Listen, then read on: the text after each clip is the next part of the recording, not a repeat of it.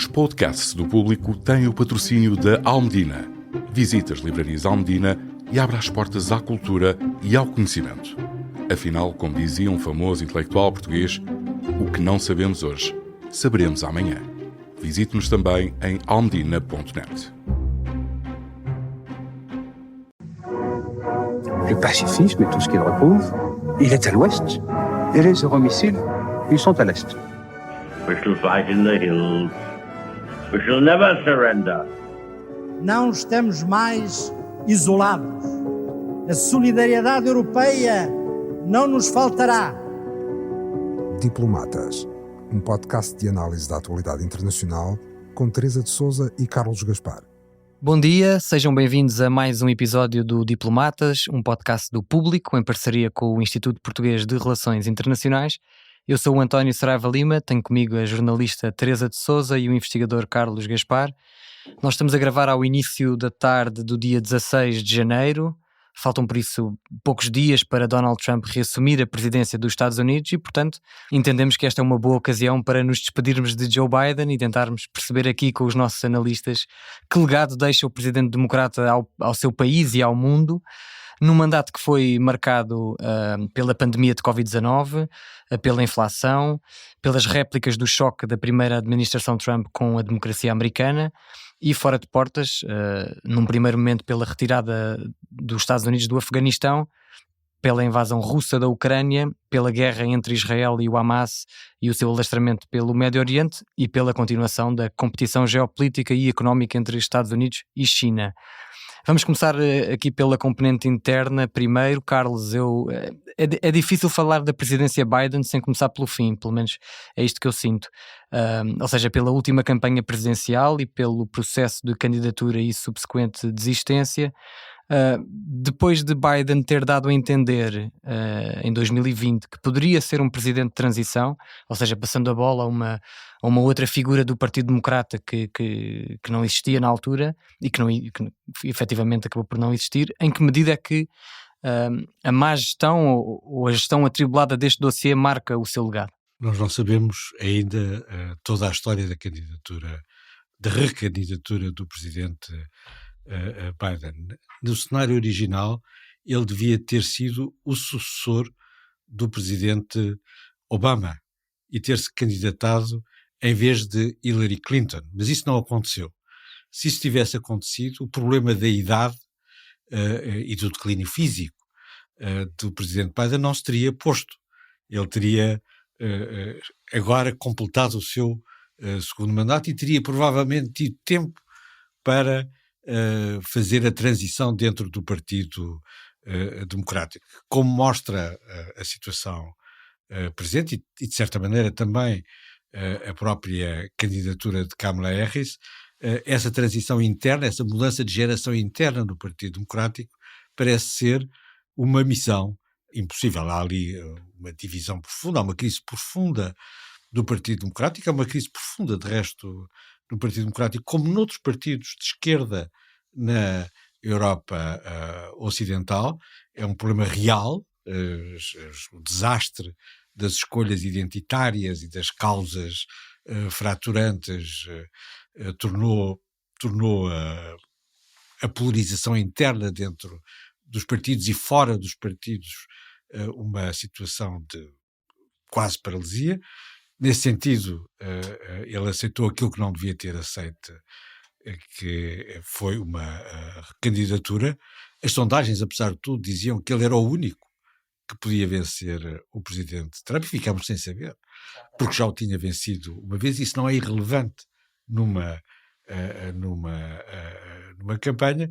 Aqui a dúvida é mais se o processo de escolha de novo de um sucessor não poderia ter sido feita mais cedo, com iniciativa do próprio, na verdade. Ela foi feita, nós não sabemos a história toda mais uma vez e vale a pena esperarmos para saber. As pessoas são como são e é possível que ele tenha adiado esse processo, tanto mais que havia uma forte pressão para a escolha do seu sucessor, de um novo candidato democrata ser feita não por ele, mas por outras facções dentro do Partido Democrático, designadamente o antigo presidente Obama. De certa maneira era uma repetição do que já se tinha passado com Hillary Clinton. São situações complicadas, nós vamos saber mais, podemos voltar a este tema quando soubermos um pouco mais. Agora as pessoas podem se exprimir.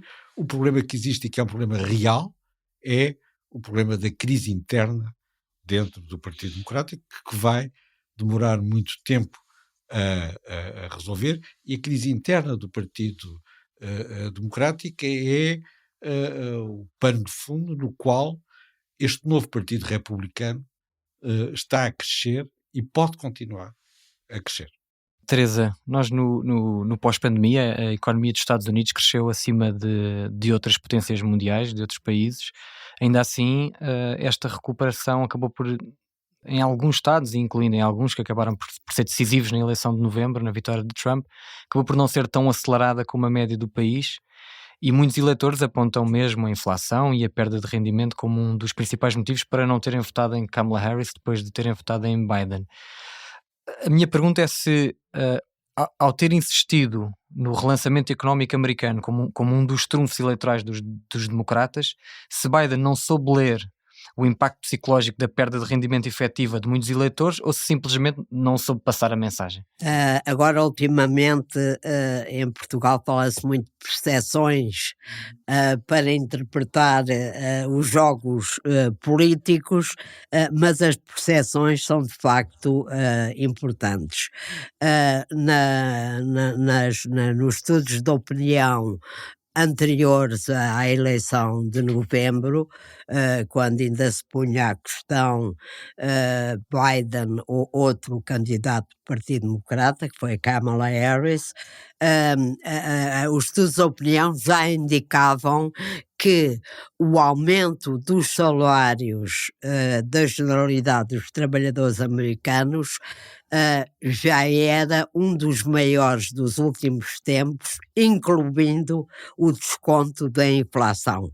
Claro que isso chegou tarde ao bolso dos americanos, claro que a inflação teve um impacto enorme na vida das pessoas.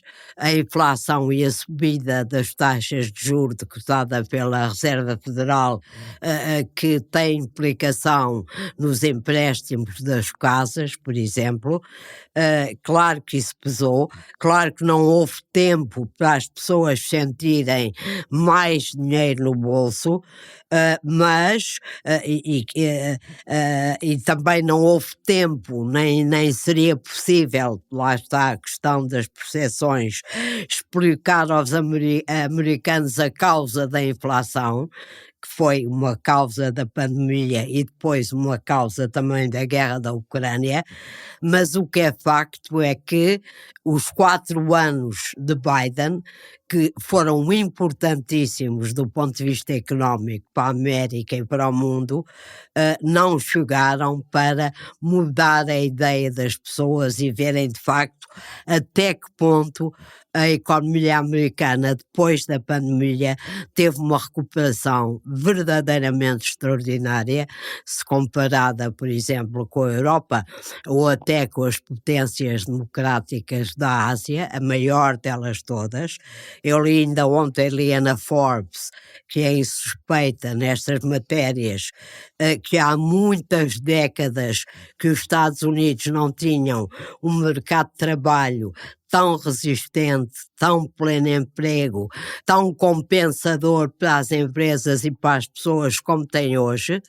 De facto, Biden deu uma volta completa à economia americana com algumas decisões fundamentais, mas isso, como acontece tantas vezes em democracia, não chegou, e ele teve, no fim de contas, o mesmo destino que estão a ter ou tiveram a maior parte dos incumbentes de quase todas as democracias, que com a crise inflacionária e depois a guerra da Ucrânia acabam quase todos por ser derrotados.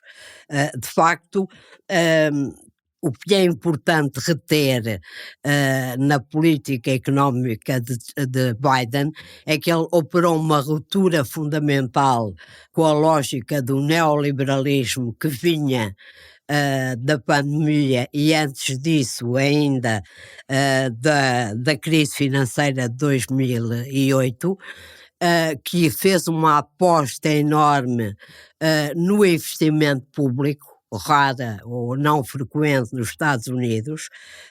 O investimento de Biden em infraestruturas de natureza física e digital só é comparado ao de Eisenhower nas infraestruturas, sobretudo nas autoestradas que ele mandou construir para ligar o continente americano. O que ele investiu em ciência e tecnologia permitiu-lhe dizer hoje, com toda a razão, que os Estados Unidos continuam a liderar o mundo em matéria de inovação tecnológica e de invenção científica, absolutamente verdadeiro. O que ele investiu nas próprias condições sociais dos americanos é imenso e também não se traduziu em benefícios eleitorais, desde o alargamento do Obamacare e dos benefícios da segurança social até ao limite que as pessoas têm de pagar pelos remédios das doenças crónicas, não podem exceder os $2.000 por ano. Todos nós sabemos que a saúde nos Estados Unidos é caríssima. Por aquilo que ele conseguiu nos créditos às famílias com filhos, por aquilo que ele conseguiu num outro capítulo, também destacado pela imprensa norte-americana e pelos analistas, como uma coisa rara das últimas décadas da política norte-americana, que foi o investimento no combate às alterações climáticas, automóveis, apoio à energia renováveis, automóveis elétricos, naturalmente, apoio às energias renováveis, proibição de perfurações nas costas dos Estados Unidos para obter mais petróleo. Portanto, ele teve, do ponto de vista interno, foi uma presidência verdadeiramente transformadora. E isso, ligando ao que o Carlos estava a dizer, também nos permite compreender porque é que Biden esteve até tanto tempo a acreditar que podia tirar proveito disto tudo e ser ele a enfrentar e a vencer Donald Trump em novembro passado. Carlos, outro dos temas que marcou a administração Biden foi a imigração. Nos últimos meses o presidente até endureceu a sua posição sobre a entrada de imigrantes sem documentos na fronteira com o México e é certo que viu Trump travar um acordo bipartidário no Congresso que poderia ter sido um importante trunfo eleitoral dos democratas. Independentemente de corresponder ou não à verdade, porque há várias correntes diferentes dentro do Partido Democrata sobre este assunto, sobre a imigração, acha que Biden não conseguiu desfazer-se verdadeiramente daquele rótulo que lhe foi colado por Trump e pelos republicanos de que Biden e o Partido Democrata são um partido de fronteiras abertas, defensor de fronteiras abertas? Exato, não é fácil, mais uma vez, nem nos Estados Unidos nem noutros países, resistir a essa linha. Deixe-me só acrescentar, em contradição, por exemplo, com o Partido Republicano, que conseguiu criar uma mensagem muito coesa de que é um partido de fronteiras fechadas. E quando nós formos ver os números, as coisas são diferentes, já foram entre Obama e Trump, nessa sequência de mandatos, e provavelmente nós vamos ver que os números são relativamente estáveis. É evidente que as linhas populistas manipulam esse tema à cabeça, não é? São os temas clássicos de criar insegurança, de criar ansiedade, de criar medo nas populações. No caso, também, mais uma vez, não é único, misturando também uma dimensão étnica e com essa pressão demográfica. Aquilo que é importante sublinhar é que os Estados Unidos, como a Europa, deve ter uma política deve restaurar o mínimo de consenso sobre as políticas de imigração, que não existe neste momento, efetivamente, e adotar um critério claro de que a imigração, para correr bem, pressupõe integração. No caso dos Estados Unidos é mais fácil Muito a mais. integração. Os Estados Unidos são uma nova nação, têm uma enorme confiança no seu destino e uma enorme capacidade de integrar os imigrantes mais improváveis. Os europeus, ao contrário, estão bastante decadentes e têm menos capacidade, mas é essa qualidade, a capacidade de integração, que pode servir para reconstituir um consenso sobre as políticas e tentar travar esse argumento que é inseparável da ascensão das correntes populistas e soberanistas, não é? Uma vez que aqui está em causa uma fronteira, o meu controle sobre a fronteira do Estado é um tema que é igualmente muito forte nesta nova direita. Vamos passar agora à política externa. Joe Biden, na segunda-feira, fez um dos seus últimos discursos que fez, foi no Departamento de Estado, precisamente, sobre um discurso dedicado à política externa, e ele disse, e estou a citar, disse que deixou as bases para que a próxima administração possa proteger o futuro do povo ucraniano, e disse ainda que cumpriu 2 objetivos definidos, no caso da Ucrânia, que foi unir o mundo para defender a Ucrânia e evitar uma guerra entre 2 potências nucleares. Mas o que é facto, Teresa, é que os Estados Unidos não evitaram a invasão russa da Ucrânia. Que responsabilidades é que tem a administração Biden e o que é que podia ter feito para evitar este cenário? Tem alguma responsabilidade, naturalmente. Eu creio que a decisão de Biden, que eu creio que não podia ter sido outra, apesar das críticas, de sair do Afeganistão rapidamente, sem qualquer preparação, se calhar não era possível de outra maneira,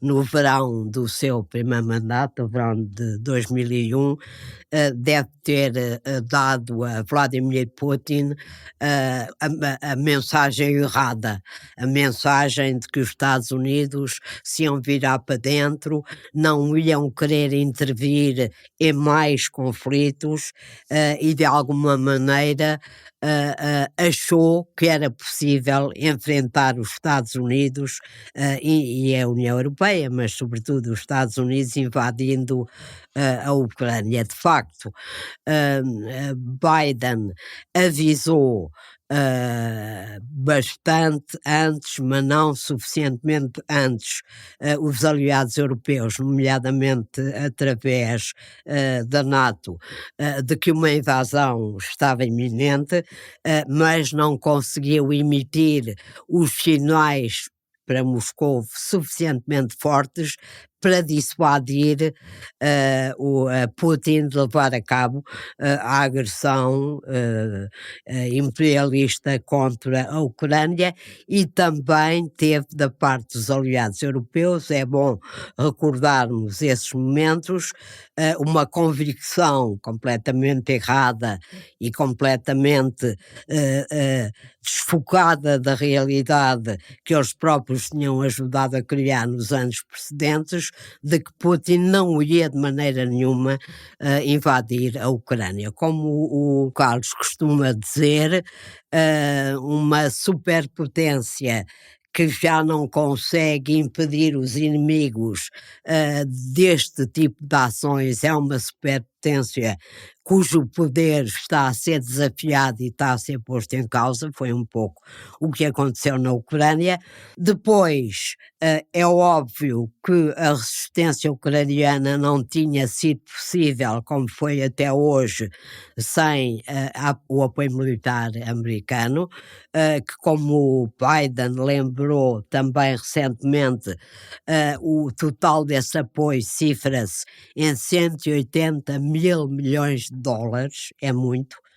é muito dinheiro, foi uma grande aposta, mas também é verdade, como o próprio Biden reconheceu e defendeu na sua última intervenção na quarta-feira, ontem, o que aconteceu foi que a preocupação do presidente americano de evitar um conflito entre duas potências nucleares, como ele diz, ou um conflito mais generalizado que desse aso a uma terceira guerra mundial, levou a que o seu apoio à Ucrânia fosse medido com esse objetivo e não com o objetivo prioritário de derrotar rapidamente a Rússia.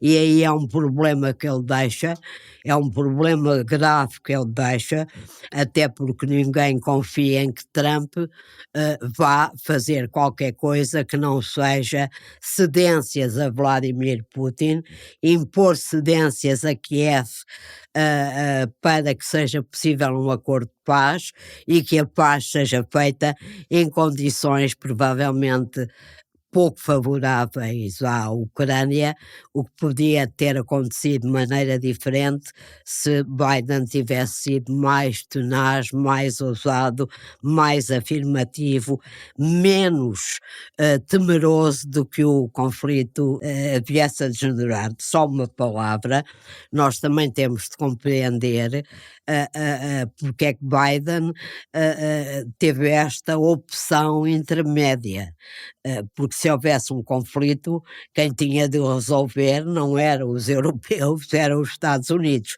Portanto, a prudência de Biden também tem alguma justificação. Eu já agora perguntava ao Carlos que papel ou que responsabilidade teve Joe Biden na revitalização da NATO, ou seja, se foi só o conflito na Ucrânia que empurrou a NATO que obrigou a NATO a revitalizar-se por causa do perigo na Europa, ou que papel teve Biden nesta...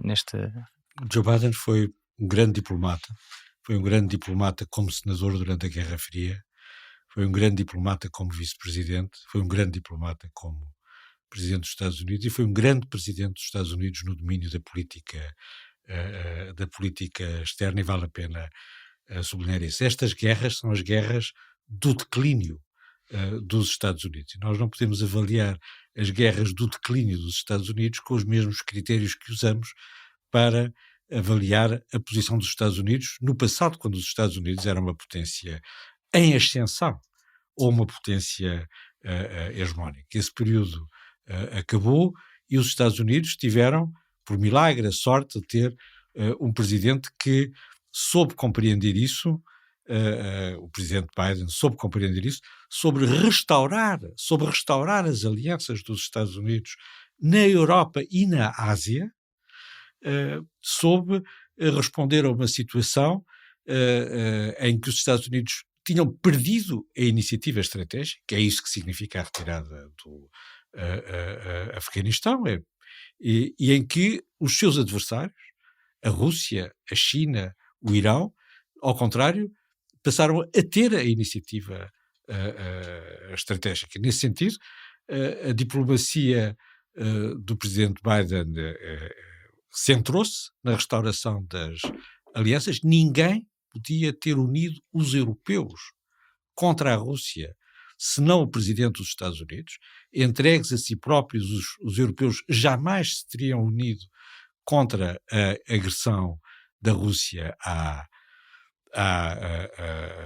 Ucrânia. Conseguiu, igualmente, mobilizar os aliados asiáticos e fazer evoluir as alianças com o Japão, com a Coreia do Sul, com a Austrália, também com a Índia no quadro do Quad, começar a multilateralizar as alianças também no quadro asiático para conter a hegemonia, o risco de hegemonia da China numa Ásia unipolar. Fez isso sempre a partir de uma posição difícil, a partir de uma posição defensiva, que é a posição que resulta do facto dos Estados Unidos não serem mais uma potência hegemónica e serem uma potência, entre outras potências, e que tem que jogar o jogo da multipolaridade. Eu a seguir tenho aqui uma pergunta mais específica sobre a Ásia. Queria só falar primeiro sobre o Médio Oriente.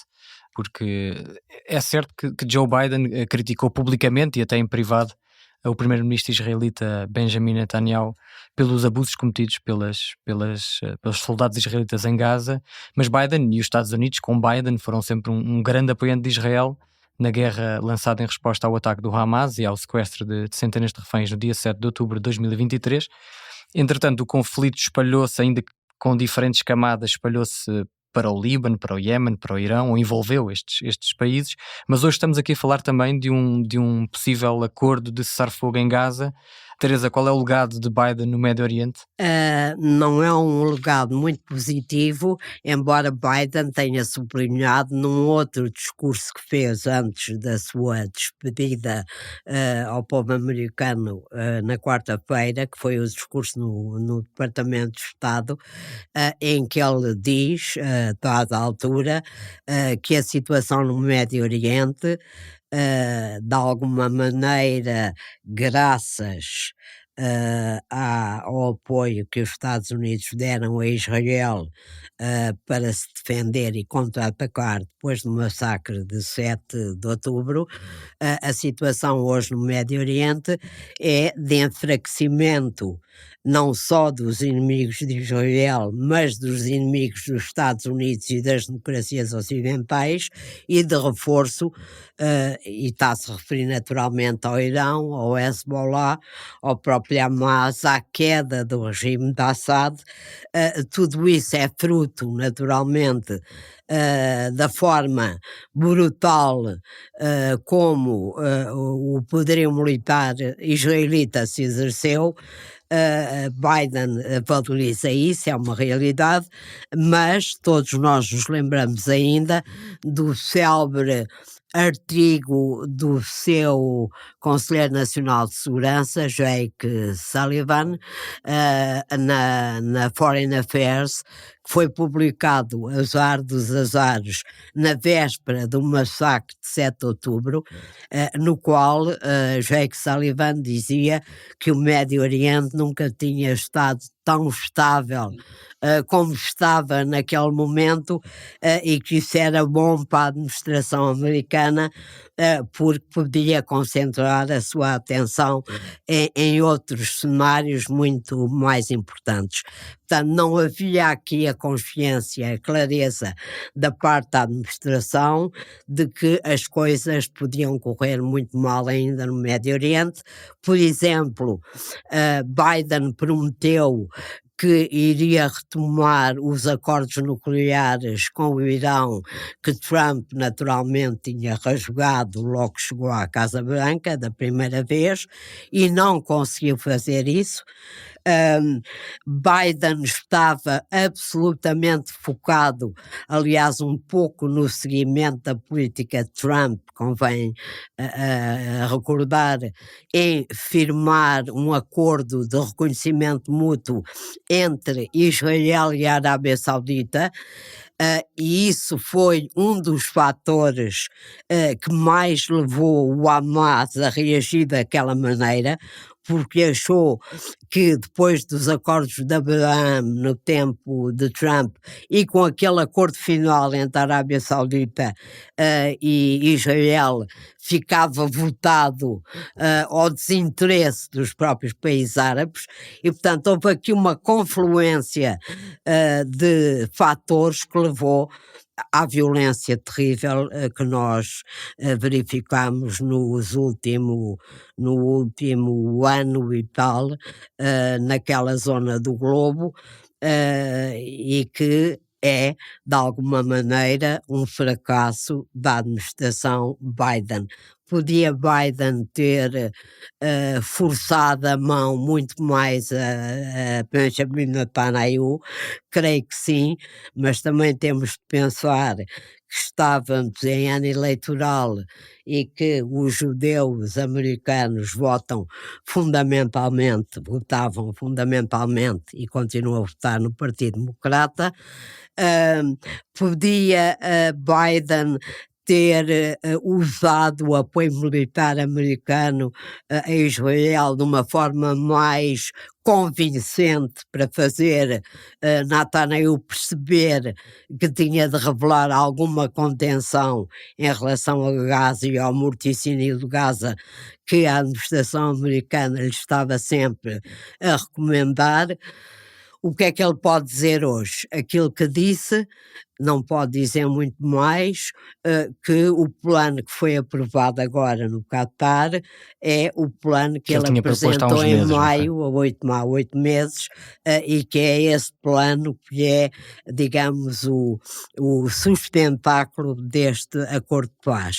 É inegável que o medo da entrada em cena de Trump e das suas políticas erráticas e completamente diferentes daquelas que Biden seguiu, foi uma forma de pressão grande, creio eu, em relação às duas partes envolvidas no conflito, a Israel, ao governo de Israel e à liderança do Hamas, para que o acordo fosse alcançado. Só quero sublinhar que é um acordo ainda extremamente frágil e que não sabemos ainda o que vai acontecer.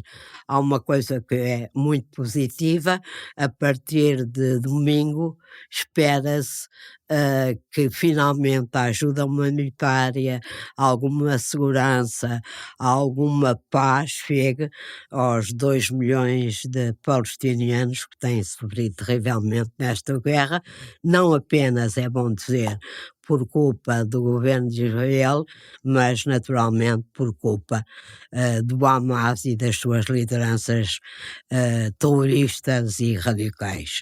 Carlos, Biden não se desviou muito da guerra comercial lançada por Trump contra a China no seu primeiro mandato e, aliás, manteve o apoio a Taiwan, esforçou-se por continuar a limitar a China, nomeadamente no campo dos semicondutores e de outras tecnologias. Como o Carlos referiu há pouco, apostou no estreitamento de relações com a Coreia do Sul, com a Índia, com o Japão, Filipinas. Pode ter passado despercebida aqui na Europa, mas a estratégia para a Ásia-Pacífico foi central na política externa de Biden. Foi, vai e de contenção da China. Foi e vai continuar a ser. Há uma linha de continuidade na contenção da China. A estratégia de contenção da China do presidente Biden foi ao mesmo tempo mais dura e mais eficaz do que a do seu predecessor, e sobretudo o presidente Biden foi o primeiro presidente dos Estados Unidos, no pós-Guerra Fria, a dizer que faria em Taiwan aquilo que tinha dito que não faria na Ucrânia, isto é, intervir militarmente. Os Estados Unidos intervêm militarmente em Taiwan para defender Taiwan de um possível ataque chinês. Para defender de uma invasão da República Popular da China. Não tenho a certeza que o seu sucessor seja capaz de tomar esta posição tão clara e tão firme como tomou o presidente Biden. Mas em que medida é que o estreitamento desses laços com outras potências da Ásia foi importante nesta estratégia de Biden de conter a China, ou de pelo menos manter alguma influência, ou manter influência na Ásia-Pacífico? É crucial. Não só consolidou as relações com o Japão, a Coreia e a Austrália, como desenvolveu as relações entre as potências asiáticas.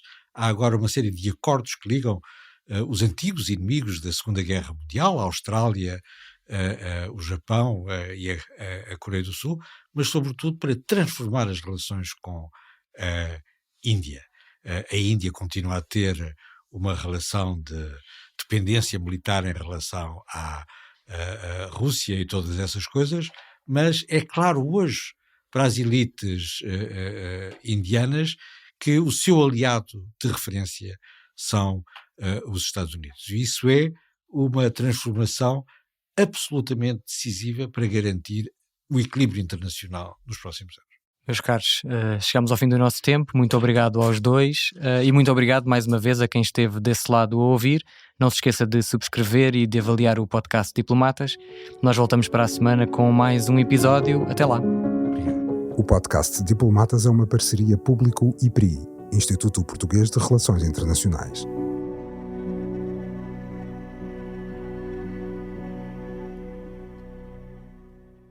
O público fica no ouvido.